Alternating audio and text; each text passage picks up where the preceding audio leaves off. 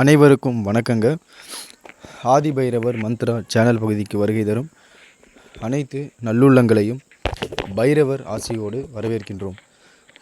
இந்த பதிவில் நம்ம பார்க்க இருக்கக்கூடிய ஒரு சித்து முறை, அதாவது உபாசன சித்து முறை என்ன அப்படின்னு பார்த்தீங்கன்னாக்க, இந்த மந்திரமானது ஒரு கணபதி சம்மந்தப்பட்டது. சரிங்களா? அதாவது நம்ம சேனலுடைய சப்ஸ்கிரைபர் வந்து பார்த்திங்கன்னா இதை கேட்டிருந்தாங்க. இந்த மந்திரம் அவர்களுக்கு மட்டும் இல்லாமல் எல்லாருக்குமே வந்துட்டு ஒரு பயனுள்ளதாகவும் ஒரு பிரயோஜனமான ஒன்றாக கண்டிப்பாக வந்து அமையும். நான் ஏன் இந்த வார்த்தையை சொல்கிறேன் அப்படின்னு பார்த்தீங்கன்னா, இந்த மந்திரமானது ஒரு கணபதி, எதுவும் வீர கணபதின்னு சொல்லக்கூடிய கணபதியோட மந்திரம்.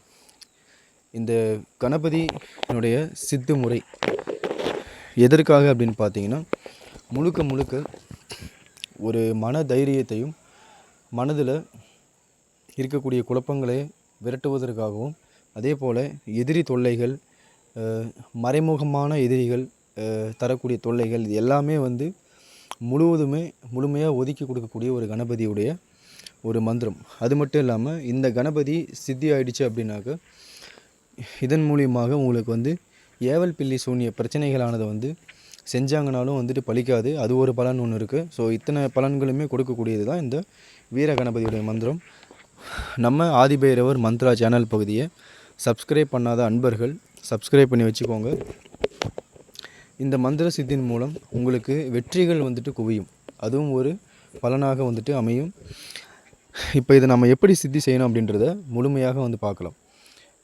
இந்த பூஜையானது ரொம்ப எளிமையாக தான் வந்துட்டு இருக்கும். நம்ம ரொம்ப வந்து கஷ்டப்பட்டு நம்ம நிறைய பூஜைக்கு உண்டான பொருட்களெல்லாம் வச்சு பண்ணணுன்ற அவசியம்லாம் வந்து எதுவும் கிடையாது.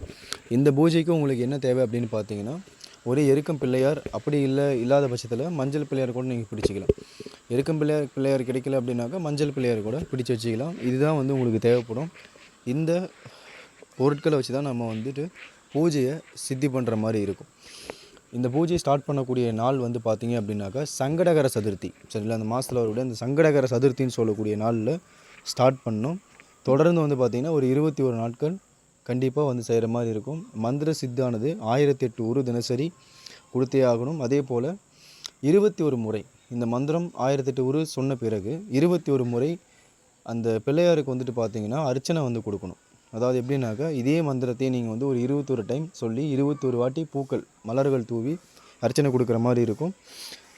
சுவாமியினுடைய திசை வந்து கிழக்கு பார்த்த மாதிரி வச்சுட்டு நீங்கள் வடக்கு முகம் பார்த்த மாதிரி அமர்ந்துக்கலாம். தெற்கு பார்த்து எக்காரணம் கொண்டும் அமர வேண்டாம். ஏன்னா அது வந்து யம திசைன்னு சொல்லக்கூடிய காரணத்தினால அது தெற்கு திசை பார்த்து உட்கார்ற மாதிரி இருக்க வேணாம். வடக்கு முகம் பார்த்த மாதிரி அமர்ந்துக்கிற மாதிரி இருக்கும். விநாயகருக்கு எப்பயும் போல் படையிலாக நீங்கள் வந்து இனிப்பு பதார்த்தம் கூட வச்சு செய்யலாம். சரிங்களா? முதல் நாள் வந்து கண்டிப்பாக வந்து அன்னம் வச்சாகணும். அதனால் சக்கரை பொங்கல் செஞ்சு வச்சுட்டு முதல் நாளும் கடைசி நாளும் சக்கரை பொங்கல் படையிலிட்டு மீதமுள்ள நாட்களில் இனிப்பு பதார்த்தங்கள் வைத்து நீங்கள் இந்த பூஜையை வந்து செய்யலாம். தொடர்ந்து வந்து 21 நாட்கள் செய்யணும். கண்டிப்பாக வந்துட்டு இது பிரம்ம முகூர்த்த நேரம். அப்படி இல்லை அப்படின்னாக்க சாயங்கால வேலையில் ஒரு 5 மணிக்கு ஒரு 5:30 மணிக்கு மேலே நீங்கள் ஸ்டார்ட் பண்ணுற மாதிரி கூட பார்த்துக்கலாம். அதாவது உங்களுடைய வேலை பொறுத்து, அதாவது ஒவ்வொரு நபர்களுக்கும் ஒவ்வொரு மாதிரியான வேலைகள் இருக்கும். அந்த மாதிரி நீங்கள் இருக்கும் பட்சத்தில் நீங்கள் எந்த நேரம் தோது வருதோ அந்த நேரத்தில் வந்து பண்ணிக்கலாம்.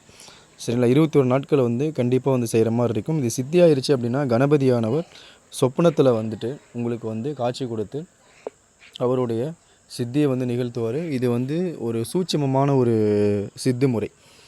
இந்த பூஜை செய்யக்கூடிய நபர்கள் மதுமாமிசம் தவிர்த்து நீங்கள் பூஜை செஞ்சிங்கனாலே போதும். மற்றபடி வஸ்திரம் நம்ம எந்த வஸ்திரம் வேணாலும் அணிஞ்சிக்கலாம். சரிங்களா? நீல கலரை கருப்பு கலர் தவிர எந்த வஸ்திரம் வேணாலும் அணிஞ்சிக்கலாம். இப்போ இதுக்கு உண்டான மந்திரத்தை வந்து நம்ம பார்க்கலாம். ஓம் ஏகதந்தாய மகாவீர ருத்ர ரூப கணபதியே நமோ நமக. சரிங்களா? அந்த நமோ அப்படின்றத நான் வந்து அதில் குறிப்பிடாமல் விட்டுட்டேன். நீங்கள் வந்து அதை சேர்த்திக்கோங்க. நான் இன்னொரு டைம் வந்து சொல்கிறேன். ஓம் ஏகதந்தாய மகாவீர ருத்ர ரூப கணபதியே நமோ நமக. நன்றி, வணக்கம்.